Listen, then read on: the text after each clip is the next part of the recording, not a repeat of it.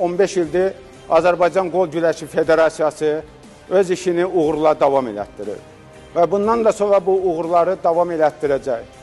İndiyə qədər 15 il ərzində Azərbaycan Qol Güləşi Federasiyası bir nəfər idmançıya qarşı heç vaxt haqsızlıq eləməyib. Allahın adamı olan insanlar hər kəsin öz vətəni üçün hər zaman ədalətli qərarlar verməlidir və verdiyi qərarlar hamısı millətinə, xalqına, dövlətinə sədaqətli xidmətdən keçir.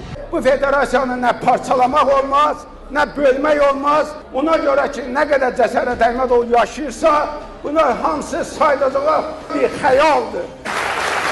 Bu federasiya yaşayacaq, daimi və əbədi olaraq bu millətinə, bu xalqına, bu gəncliyinə xidmət eləyəcək. Dövlət o zaman güclü olur ki, onun vətənpərvər milləti var, onun vətənpərvər gəncliyi var.